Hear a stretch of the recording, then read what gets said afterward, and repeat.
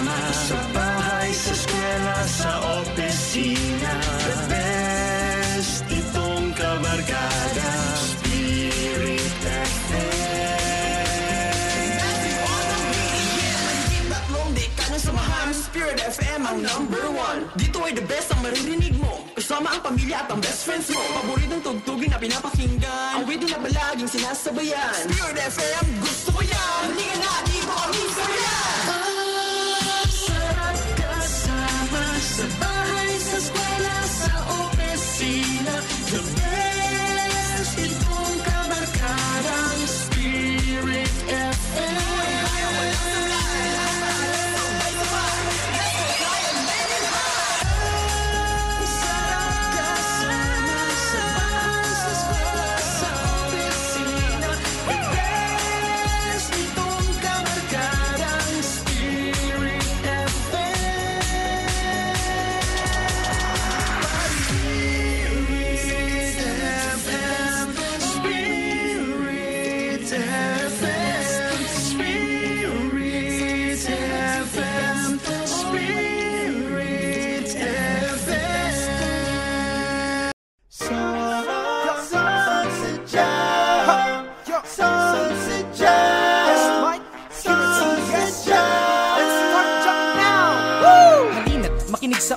Simula umaga, maglaksasaliw at himig-tugtog at musika. Mga kwentong buhay ng ikay ma-inspira. 102.3 Spirit FM na ang iyong kasama. Di ka nga nag-iisa, nandito na kaniyang programa. Kalimutan ng problema, itiwala sa Ama. Napulutang mga aral, naging to karanasan ng tao. Subaybayan ito with Mr. DJ Agustino. Simula ng alas 6 hanggang alas 8. Karnat dala-diretsyon sa'yo. Mga kwento na napulutang mga aral, naging to karanasan ng tao. Subaybayan ito with Mr. DJ Agustino. Yes, it's a wonderful sunset here at 102.3 Spirit FM, the best. Of course, DJ Agustino on Sunset Jam. Grabe. Oo, sobrang bilis ng panahon. Pero, syempre gusto kong pasalamatan si Ma'am Tess, of course, sa CBCP. Tama ba? Ma'am Tess ba? Tama? Oh, Tess Darama. Yeah. And, of course, sa ating mga listeners. Ayo pala, gusto ko din na shoutout kanina si Sir Gerardo Pasano. Oh, the Provincial Tourism Officer of Masbate. So, maraming salamat po sa pagbisita dito sa Sorsogon. And also to jam with, of course, BCBP. Okay, yan ang BCPBR ni Ma'am Tess naman. Okay, so yan po. Shout out po at sa mga natin makikinig. It is a little bit of transition from, sabihin natin medyo religious or very Catholic na topic kanina into something that we are so proud of now as Filipino. Okay, so dahil mga ka-best friend, ang pag-uusapan natin ngayon ay ang nakaka-proud na proud of the pride of the Philippines. Of course, ang ating kaka-declared champion pa lang sa The Voice USA na si Sofranio. Oh, tama ba ang palabas nga dyan yung si Sofranio. Hindi, yung kwan mo na, yung kwan natin. Yan, Sofranio Vasquez. Yan. The grand champion of season 26 sa The Voice USA.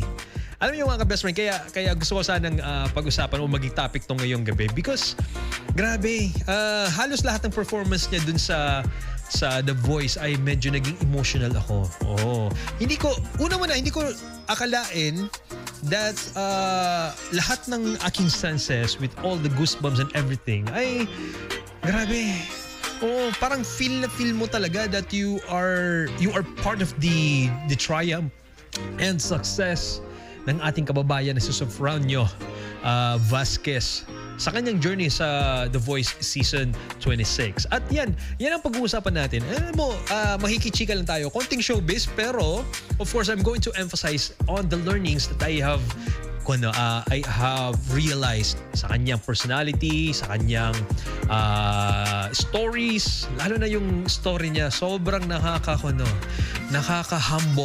At doon mo actually malaking reason for me to really feature this man na alam mo yun, lahat tayo makaka-relate sa kanya. Okay? Hindi siya galing sa tawag nito sa maranyang pamumuhay. Okay? Siya ay galing sa pinakamababa. Okay? So sabihin natin parang pobreng Sofronio. Pero wala lang. Gusto ko lang ma-emphasize mo yung pangalan niya.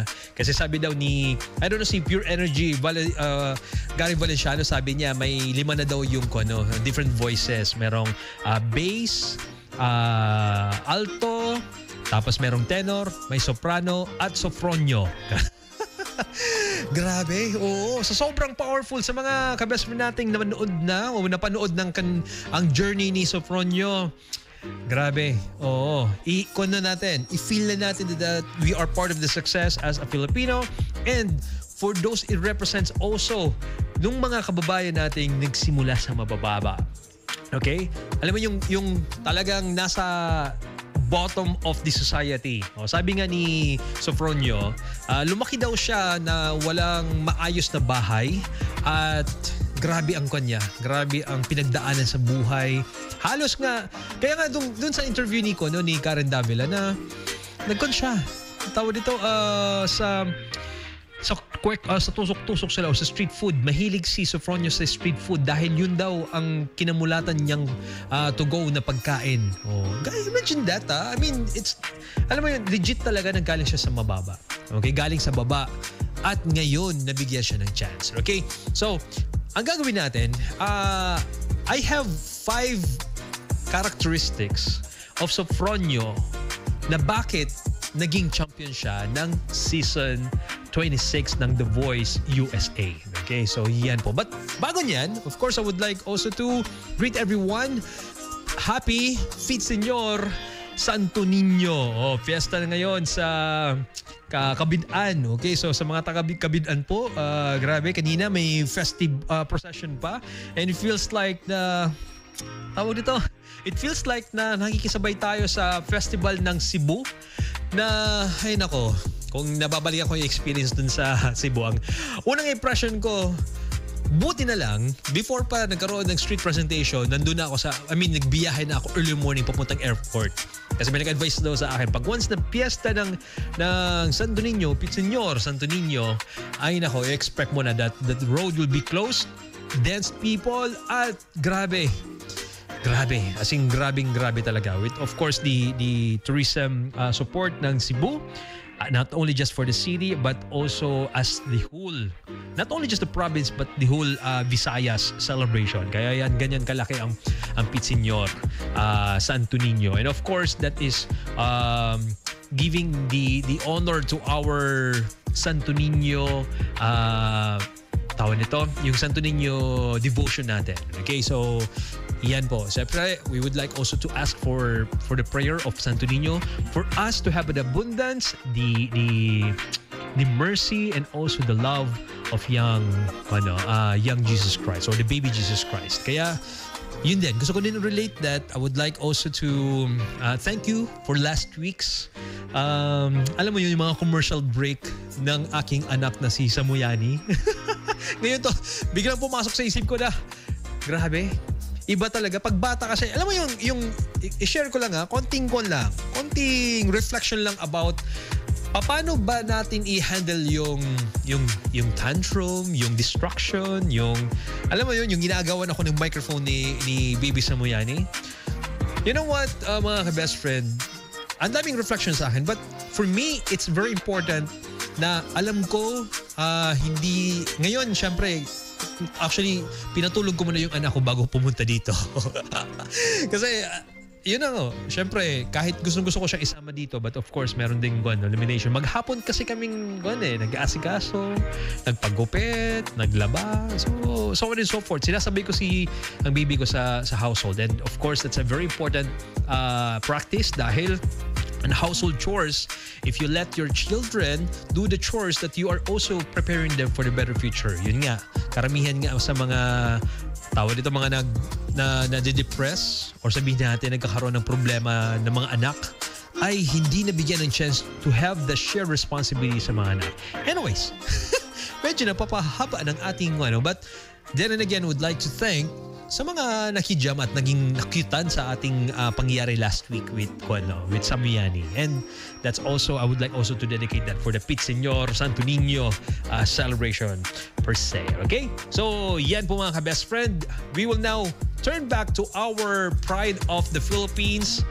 The title of my podcast or program radio now, it's about the characteristics. Oh yan, labas na natin the characteristics of Sofronio as the voice champion. Okay, so pinakauna mo na mga ka-best friend, this is, alam mo yun, very manifestive that talagang sobrang humble ni Sofronio. Okay? Alam mo yun, yung personality pa lang niya, pag kinakausap siya, alam mo that he is a gentle person. Okay? Not only just a gentle person na pag nagsasalita siya, very sincere, malumanay, hindi ganun ka, alam mo yung mayabang na masyadong proud sa sarili. Alam mo yung no doubt that the person is so kind and humble.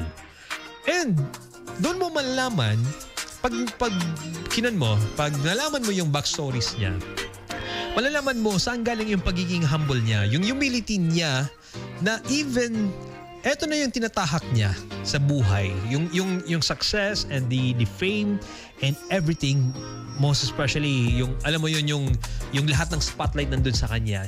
Still, andun pa rin siya sa pagiging totoong siya. At yung humility niya ay hindi niya gawa-gawa, but it's natural. And of course, pabalikin din natin, moving backward or backtrack of the history or the life story ni Sofronio, lalo na dun sa audition niya, pinakita dun, ano yung background niya. Okay? Nagaling siya sa mahirap na pamilya, sa Mindanao, sa Misamis Occidental, and lumaki siyang wala. As in, wala talaga, pero ang meron lang sa kanya, na talagang ginamit talaga niya, very used, is of course ang kanyang talent in singing. Okay? So dito pa lang magandang pagsimula natin that the character of Sofronio has dealing with the best pagiging humble. And talking about pagiging humble, alam niyo ba mga ka-best friends, sa panonood ko ng mga vlogs, interview sa kanya, alam niyo ba na hindi lang Filipino ang mga nagboto sa kanya kaya naging champion siya? Okay? Karamihan ng mga bumoto sa kanya is of course the Americans or the, alam mo yung mas malaking boto ang mga Amerikano kaysa mga Filipino. Question, bakit kaya? Tinanong niyo ni Boy Abunda, bakit ba na mas malaki ang naging boto ng mga Amerikano kaysa mga Filipino? Of course, titingnan natin the population itself.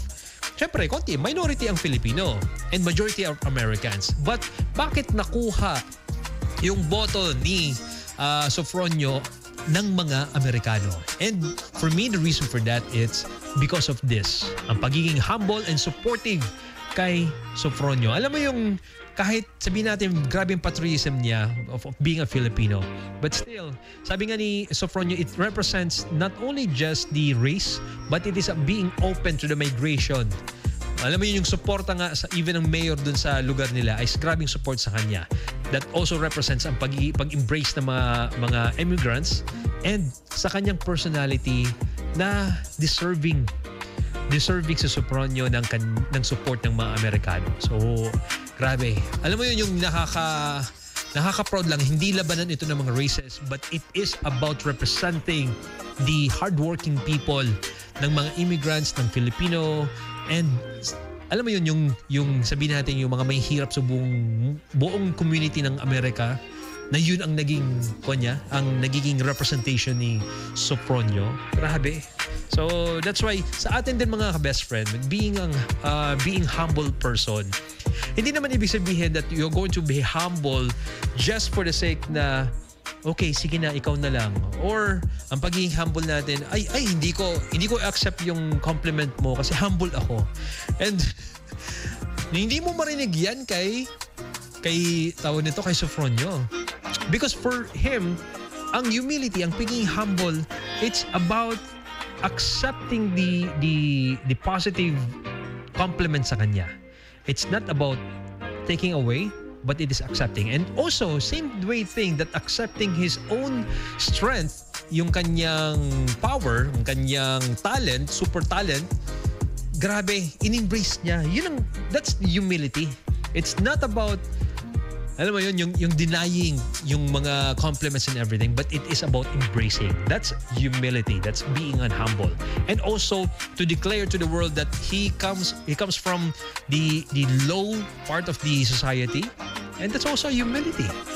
Okay? So hindi niya ginamit yung poverty niya to ask or to get the sympathy, but it is about being proud that, I mean, the humble beginning niya, yun ang naging kanya. Naging storya niya na talagang humubog sa lahat ng mga supporters niya. Not only just Filipino but also an Americans. Okay? So, let's proceed now for the next, and it is about... Ay, wala. Oh. Yan na yun. Ito, mga ka-best friend. It's the positive mindset. Ano ibig sabihin ng positive mindset na... Alam mo yun, yung... Alam natin, o lalo na sa mga nakakilala kay Sofronio, na daming pinagdaanan niya. Okay? Pinagdaanan niya dito sa Pilipinas pa lang. Okay? Maraming discouragement sa kanya. Maraming nagsabi na, ay, 30 plus years old na siya. Pero, siya na naman. Yun nga sa kanya eh. Parang naging... Ang tingin sa kanya is trying hard na dito sa Pilipinas, lalo sa Manila, nung kanyang pinopursue ang music, ang pagiging performer dito sa Pilipinas. Marami, I think he failed from The Voice Philippines and also Tawag ng Tanghalan. Imagine that. Kung tutuusin, 2 beses na siya nag-fail. Hindi lang failure sa mga competitions but also failure sa mga taong binaliwala siya at ko na siya, walang tiwala sa kanya, or sabihin natin hindi believe sa kanyang kakayahan. Imagine, okay, kung naging hindi siya positive, ibig sabihin yung mindset niya ay hindi niya binigyan. Pero in some part of the stories ng kanyang journey, na feel din niya that parang parang hindi na, alam mo yun, yung pumunta siya ng USA, hindi na yun parang sinet aside na niya ang kanyang talent. Okay? Ibig sabihin, nag-graduate siya ng dentistry at pumunta ng US para sumuporta sa pamilya, lalo na sa kanyang nanay na ulila na dahil nung nag-join siya or nag-compete siya sa Tawag ng Tanghalan na noong 2018, habang nakikipaglaban siya sa Tawag ng Tanghalan, yung kanyang tatay ay nakikipaglaban din sa buhay. At yun nga, gusto ko na nilagdag itong very hard, alam mo yun, yung nakakadurog ng puso na yung tatay niya ay humingi sa kanya ng pangbili ng gamot. Pero dahil sa kanyang kalagayan na hindi pa naman siya, alam mo yun, yung nakikipaglaban pa din, hindi pa siya nabigyan ng opportunity to have a good resources. And walang magawa si Sofronio. Pero ang sabi sa kanya, itong words na to, nakaka-proud. Kahit wala na yung kanyang tatay, pero sabi sa kanya is, ibigay mo ang lahat mo na galing sa puso. Okay? Hindi man yung eksaktong words, but it is about the heartfelt performance. Ibigay mo lang lahat yan. And think that I'm always there for you. Wow. Mga pang Father's Day special yung kanya. Yung parte ng istorya ng buhay bago magpaalam ang kanyang tatay. Okay? So, isa yan sa pagiging positive. And alam mo yun, yung mga challenges sa buhay niya, hindi niya tinignan siya as negative, but it is about the way of thinking na mayroon talaga. May positive thinking pa dito. And isa din sa nakita ko about sa pagiging positive niya is yung competition. Hindi niya tinitingnan competition as a war. O hindi niya tinitingnan na dapat maging warrior sa competition. Kundi tinitingnan lang niya as something about himself na ibigay ang lahat. Okay? Hindi siya tumitingin sa labas and tinitingnan niya yung sarili niya. Positively, ang kanyang battle, ang kanyang war, it is about doing the best that he can do. Okay? That's the positive mindset na kanyang, yun, I do believe that kind of mindset ang nakapanalo sa kanya para maging champion. Okay? Next natin. The reason of eto na. At ato, kaya napili ko tong kanyang characteristic of dream manifestive. Okay? Ibig sabihin yung mga pangarap niya sa buhay, mini-manifest niya. Okay? Isa to sa naging title ni Karen Davila interview na yung pangarap daw niya na ma-interview ni Karen Davila ay nangyari na. Okay? So, alam mo yun, yung ang genuine reaction niya nang in-interview siya na, wow, eto na, pangarap ko pa lang to pero nangyari na. Okay? And also, the interview sa kanya ni Boy Abunda na, grabe, pagpasok niya, yung sinabi niya, dream come true na agad. Okay? And I do believe also, kahit hindi niya sinabi ito, but the manifestation ng kanyang pagiging champion, it is all in his mind.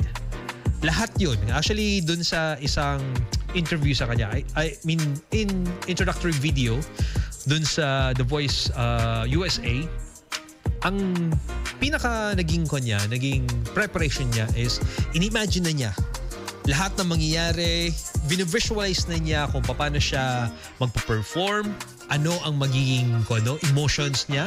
Actually, focus lang niya, kahit isa lang daw, okay na sa kanya. But the best na mindset niya and also the visuals niya or imagination is just to give everything. Bumalik yung sinabi sa kanya ng tatay niya. It's all about the emotions. It's all about giving the communication and also the sympathy. Alam mo yun, yung isa sa mga judges, I think it's Gwen Stefani, sinabi sa kanya that you tell the story, I felt the emotion of your performance. Grabe, no? Okay? And para sa atin mga ka-best friend, sa mga nangangarap din sa buhay, alam niyo ba that the algorithm or anong tawag dito? It's the science of imagination or the science of manifestation. It's very real. Okay? Gusto ko nang i-emphasize ito sa atin because minsan akala natin kapag pag nangangarap tayo, lalo na sa competition, pag nandun na tayo sa competition, we are so much concerned about the negative emotions, yung kaba, yung takot mo, stage fright, yung gusto mong mangyari pero ang emotions mo baliktad. Okay? And you know what? The law of attraction is stated that if you are going to catch your dream, lahat ng mga bagay na gusto mo sa buhay, bago pa dumating yan, kailangan mo munang i-manifest sa sarili mo na it's already there. Andun ka na. In-imagine mo na dapat, at most especially, your emotional frequency is same level with the things, the opportunity, the level of everything, magmamanifest na dapat yun before pa dumating yung bagay na gusto mo. Okay? So, the question, baka sabihin nyo, si DJ Agustino, mga wishful thinking naman yan. Yung mga pa-imagine naman, mga law of attraction na hindi man yung totoo. Bakit ka mag-i-imagine tapos hindi pa naman nangyari? Tapos kinokon mo na, assuming ka. Okay? And all I can say is, yes, you have to assume that you are already there. What's the logic of that? Yung pagiging manifestive, it's kailangan every time bago mo makuha ang isang bagay, kapag kiniklaim mo na sa'yo na yan, hindi mo kailangan sabihin sa ibang tao. Hindi mo kailangan ipagpalanda ka na, okay, nandito na, nakuha ko na yung gusto ko. Okay? You're successful now, whatsoever. Pero, the thing that drives your emotion is your fuel to get that success that you want. Sample, gusto mo maging sexy at maging healthy. Okay? Tapos ang isip mo na magka-muscle ka na agad. Okay? Or maging, alam mo yun, yung isipin mo na, ang hirap naman, ilang araw pa, or ilang weeks or months bago ko ma-achieve yan na magandang katawan. Kung dun pa lang, sinasabi mo na ang tagal, mahabang proseso, or ang hirap, you already failed. Dun pa lang. Okay? Kaya nga, it's very important that you have to attract and you have to manifest kung anong klaseng success ang gusto mo. It could be physical, financial, career man yan, fortunes, whatever the dream that you would like to have. you have to think first. You have to imagine that you are there already. Because every time na na-inspire tayo, ang ginagawa natin is we are gradually pushing ourselves to that success that we want. Okay? So, it's very important. You have to imagine so that the things will manifest. You will be surprised na, nandito na pala ako. Ini-imagine ko pa lang nung last month, tapos eto nangyari na. And hindi lang yan sa mga, eto masyadong, sabihin natin masyadong malaki na para kay Sofronio. Pero, in our own ways, kailangan nating bigyan ng chance ang sarili natin. Okay? To catch our dream and to do something extraordinary and exciting sa buhay natin. Kasi nga, pag nag-imagine tayo, na-excite tayo, di ba? Okay? We're very excited na mangyari yan sa buhay natin. Pero, I mind you, wag kayong, okay, sabihin natin parang, nakakapagod naman mag-imagine, hindi pa dumarating. And, parang ginokontrol ang sarili ko, okay lang yan. Kaya, alam mo, minsan, mas magandang kontrahan yung sarili para at least yung iba mapapaisip din, di ba? The moment na na-discourage ka, the moment that you give up, okay? Actually, you are already failing to plan. I mean, planning to fail. Okay? Kaya nga, ang pinaka-bottom line dito is always, every time, okay? Imagine yourself, it's not just what you want, but it is about you na ikaw na nandun ka na. Andun ka na sa pangarap mo sa buhay. Okay? Grabe. Masyado akong kondensongan na. Okay, let's proceed now for the next. The characteristic of being a champion ni Sofronio. And it is about discipline. Okay? Nakita ko, or napanood ko sa kanyang interview with Karen Davila, na during the competition, tinanong siya ni Karen Davila, anong pinakamahirap sa'yo doon sa competition? Sabi niya, pinakamahirap doon is mawala or ma-autofocus ka sa competition or ma-autofocus sa everyday na pangyayari sa competition na hindi ka, alam mo yung ma-overwhelm ka dahil hindi mo alam or mawawala ka dun sa direction na gusto mo. Okay? And I would like also to emphasize that Sofronio has a big discipline when it comes to being focused with every step of the way of the competition. Okay? Imagine that every day, no? Parang ganito, imagine natin, ilagay natin yung sarili natin kay Sofronio. Dami ng sa kanya, dami ng challenges sa buhay, dumana yung ang tawag dito, yung tawag ng tanghala, nag-fail siya, tapos naman The Voice Philippines, wala na rin, tapos nag-venture siya, tapos walang naniniwala sa kanya, at dumating dun sa punto na nandun na siya sa US at nag-audition na siya, at sobrang boom! Alam mo yung parang pasabog na, ito pa, sa mga hindi nakakalam, that the quickest 4 turners sa The Voice USA, si Sofronio. Imagine that. Less than 5 seconds, lahat umikot ng mga judges. And not only that, the compliments and then the struggle, the competition of the 4 judges na kunin siya, grabe. Alam mo yun, yung parang kulang na lang lumuhod yung mga judges sa kanya. But konting showbiz about pangyayari nun. Alam niyo ba na si Sofronio, hindi naman niya gustong piliin si Michael Bublé. Ang gusto talaga niya, it's either Snoop Dogg dahil music producer or Gwen Stefani na medyo malapit sa kanyang genre. And hindi niya gustong piliin sana si Michael Bublé kasi grabing idol niya si Michael Bublé. And eto, talking about discipline, ang ganda ng kanyang reason bakit hindi talaga niya gusto sana si Michael Bublé. Kasi ang mga tinitingala niya, masyado siyang alam niya sa sarili niya na ma-autofocus siya kapag ang katrabaho niya ay yung idolo niyang grabe. Sobrang pagka-idol niya. And ma-autofocus siya in that sense. But you know what? Grabe, sabi lang ni Sofronio that the reason why Michael Bublé succeed to be, or he chose Michael Bublé as the mentor dahil nakita niya how proud he is with the Filipinos, and that's genuine. Hindi that alam mo yung kanya reaction ni Michael Bublé, it's very genuine. Na talagang nung nalaman niya na Filipino si Sofronio, biglang boom, taas ng kamay niya. Oo, sobrang surprise siya. Grabing support. Hindi siya nag-isip. It's natural appreciation niya sa ating bansa. Isa yun sa number one, isang rason bakit napili niya si Michael Bublé. And second is na-feel niya that he is very welcomed by Michael Bublé. He will be supported by Michael Bublé along the way of the competition. And yun nga, balita nga ni Sofronio that hindi lang within the competition but also outside. So nakita niyo yung genuinity ni Michael Bublé na tutulungan talaga siya to explore and also to reach the highest peak. Okay, sabi nga hanggang daw maging bilyonaryo si si Sofronio.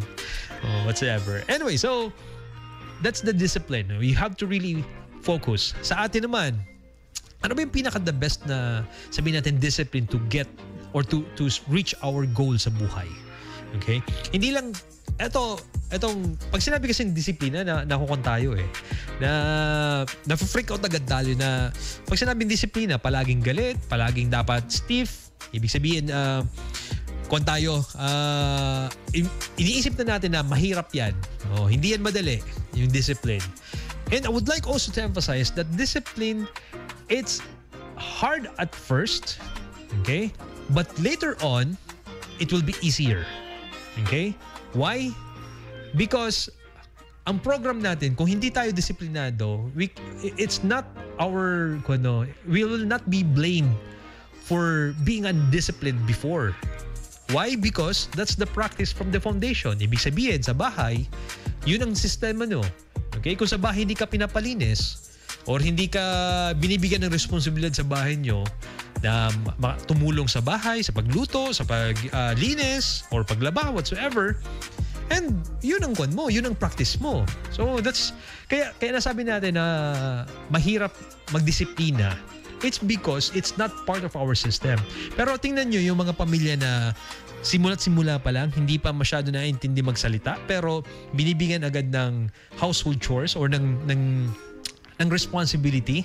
It could be small responsibility kasi yan ang grabing observation ko. Talking about my story before, that for me, ang palaging complaint sa akin or yung sabihin natin pangbubuli sa akin sa pamilya ay irresponsible daw ako. Yun ang guwan ko. Tapos, di ko na intindihan bakit pinapasabihan ako ng irresponsible ako. Pero ang tanong, paano ba maging responsable? Okay, so doon ko na-realize that being irresponsible during that my time is ako mismo, yung sistema na ginagawa ko is tiwalig doon. Kasi nga, naiiba yung personality ko. Ibig sabihin is, yung mga kapatid ko, they follow the instructions, they follow the discipline sa bahay because from the very start na ako na kailangan sumunod talaga. They are driven by fear sa tatay ko na kailangan dapat disiplinado sa paggising, sa pagluto, and everything. So, sa part ko bilang bunso, hindi naman ako spoiled as sinasabi nila na palaging pinapaboran. Actually, para sa akin ang tingin ko sa pagiging bunso ay slavery. Dahil nga, pag ayaw kong gawin yung bagay na gusto nilang paggawa sa akin, maglinis and everything, ang nangyari is, yun nga, parang alipin ako, sumusunod ako dahil wala na akong choice. It's either sisipain ako palabas or maglinis ako ng bahay. But you know what? Yung mindset ko noon, nung bata pa ako, doon ko na-realize na sobrang importante pala sa mga bata na kailangan mong i-explain and to give them the chance to realize and to compare the difference of being a disciplined boy or girl and a disciplined practice. Okay? Ma-realize natin kapag sa ating part natin bilang mga magulang, if we are dealing with undisciplined practices, actually, madali lang. For example, bigyan natin ng tablet ng anak natin. Okay? And, iisip natin doon para at least marami tayong magawa. We thought that kapag binigyan natin ng tablet ng anak natin is magiging productive tayo. Okay? But, yung ginagawa natin, it's undisciplined practice dahil ngayon napapadali sa buhay natin because, yun nga, hindi sila nagpapasaway. But later on, yun nga, babalikan tayo ng mga bagay or ng practices na undisciplined. Okay? So, don't worry. Lahat naman tayo pinagdadaanan yan. Pero of course, may kanya-kanya tayong struggle, strategy, parenting style, whatsoever. But the point is, we have to start from the very beginning. It's hard at the start, but later on, the benefit of that, kapag naging practice na siya, sabi nga ng mga scientists, most especially sa brain development ng tao, if we put that 30 days of repeated action, that can be habit. Okay? So, ibig sabihin, kung paulit-ulit natin ginagawa, nag-reprogram na tayo ng bagong habit. At kung discipline na ang ginagawa natin as new program, you will be surprised that it will be easier for you to do such undisciplined activities. Okay? O, diba? Ang haba ng explanation natin. Next! Okay. Dalawa lang ginagawa natin eh. We talk about the showbiz thing about Sofronio, and at the same time, we got learnings from that chika-chika or the showbiz thing. Okay? Eto po mga ka-best friend ang pinaka-kongko din. Gusto ko din i-emphasize about the characteristic of Sofronio as a champion for The Voice USA Season 26. It's about his resilience. Okay? Dati yung word na resilience, naririnig ko lang yan sa mga, sa mga, what do you call this? Sa government, or actually, pinakauna ko narinig niyan, isang mayor, the resiliency. Okay? Pero ayan, medyo gusto ko lang i-emphasize. Ayan, mga ka-best friend, I would like to do some shout-out sa ating mga viewers ngayon. Okay, so nag-comment. Nag-comment na hi, watching from Manila. Si Justin Bornell. Hi, Justin. Kumusta naman dyan sa Manila? You're pursuing your dreams now. Ang galing talaga. And of course, si Father Jem, nanonood din sa atin. The talented singing artist ng Diocese of Sorsogon. Malay mo, Father Jem, magbigyan ng chance. Alam mo yung similarity yung dalawa, it's you have the emotions, you have the storytelling with your performance as a singer and artist. Kaya grabing kuwang ko nito. Ang tiwala at ang appreciation ko kay Father Jem Ipega. Okay, so balik tayo din sa resilience. Resilience is you are doing the best that you can do amidst of the distractions, amidst of the discouragements, most especially amidst of the destruction of outside world. Okay? Ibig sabihin, gusto ko din balik, yung resilience, naririnig ko yan sa mga leaders natin dito sa Bicol kapag dumadaan yung bagyo. NDRMC, resilience of the Filipino, the resilience of Bicolano na palaging dinadaanan ng bagyo. At grabe. So ibig lang sabihin, resiliency, you are not discouraged about whatever the malaso happening in your life. Okay? Maging baha ba yan, o maging nasira yung bahay nyo, or nasunugan kayo. Hindi naman sa pag-compare, but yung wildfire dun sa US, alam mo yung makocompare nyo yung resiliency ng Pilipino at ng mga nasa bansa na fortunate. Okay? Sabihin natin mga successful and progressive community sa mundo. Okay? Yun ang nakikita ko na the difference of Filipino resiliency and the American resiliency is too different. Okay?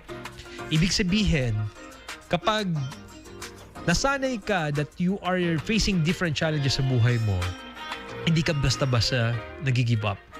And most especially, you take pride in every step of the way na may nangyayari sa buhay mo in a positive way. Hindi mo kailangan malaking pangyayari sa buhay mo. Hindi mo kailangan na sobrang taas na naabot mo.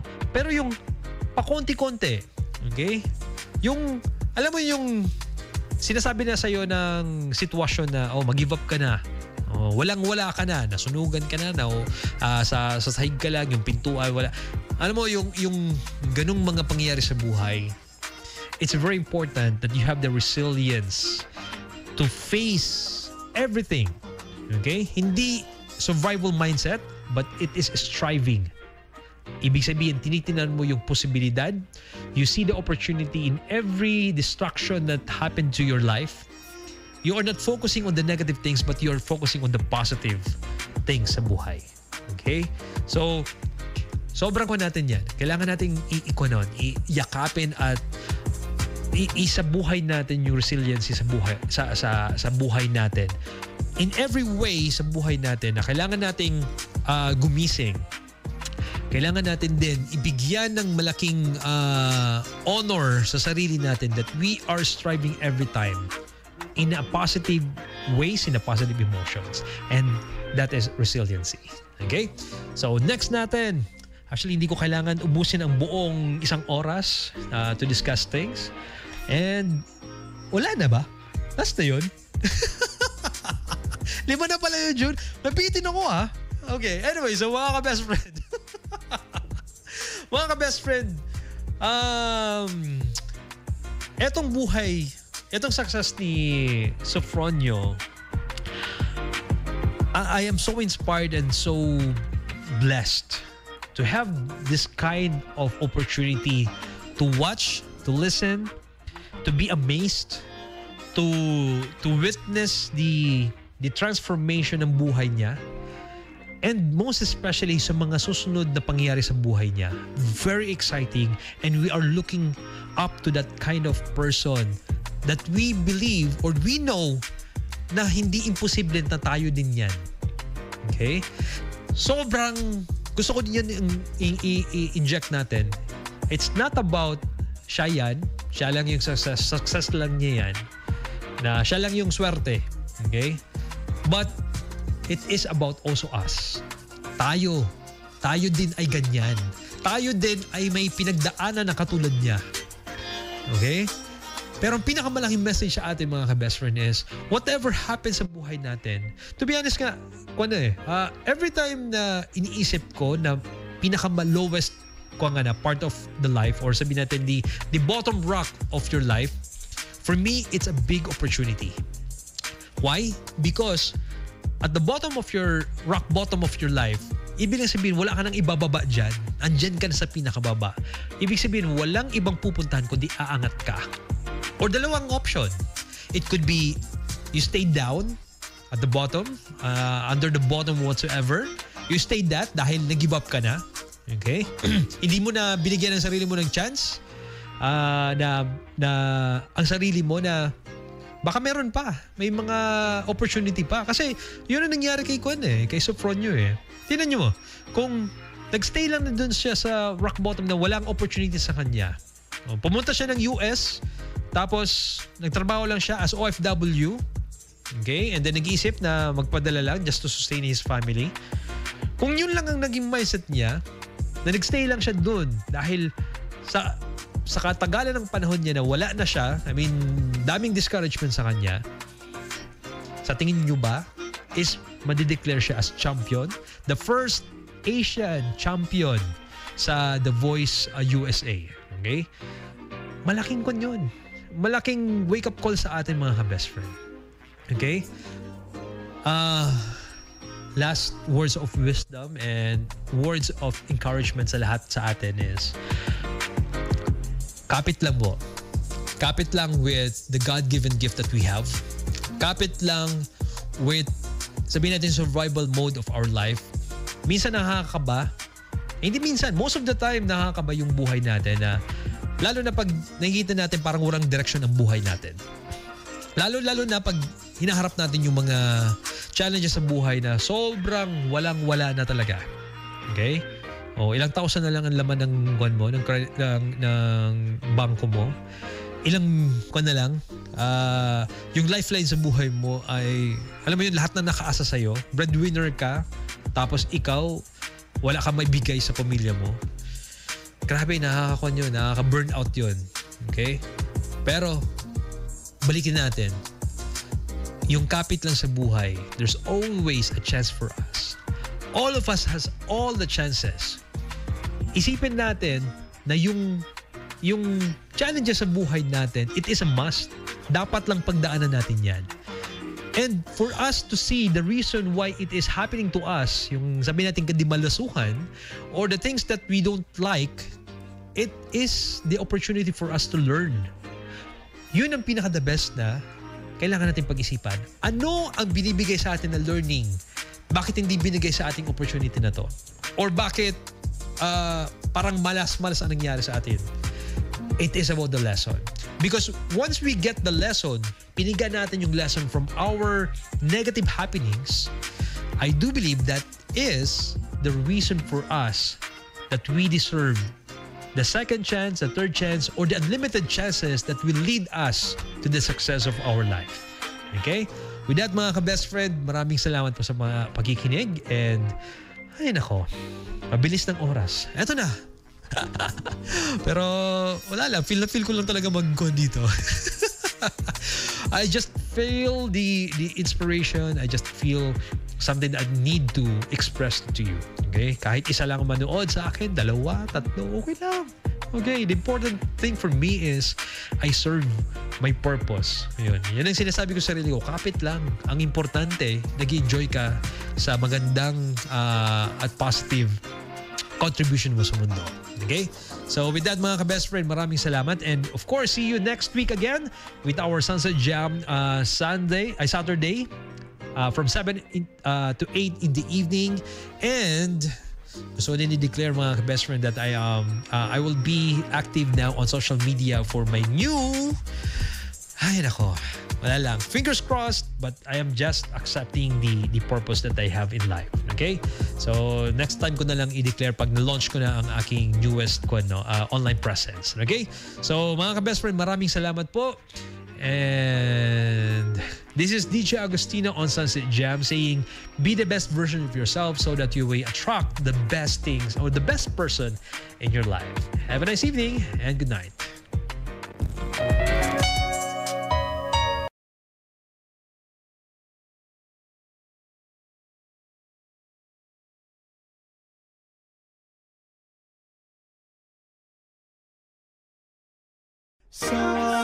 Sunset Jam.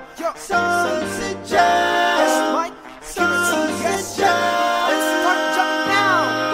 Halina't makinig sa usapin simula umaga, maglaksasaliw at himig tugtog at musika, mga kwentong buhay ng ikay ma-inspira. 102.3 Spirit FM na ang iyong kasama. Di ka nga nag-iisa, nandito na kaniyang programa. Kalimutan ng problema, itiwala sa Ama. Napulutang mga aral, naging to karanasan ng tao. Subaybayan ito with Mr. DJ Agustino. Simula ng alas 6 hanggang alas 8. Karnat na nagdiretso sa'yo, mga kwento na napulutang mga aral, naging to karanasan ng tao.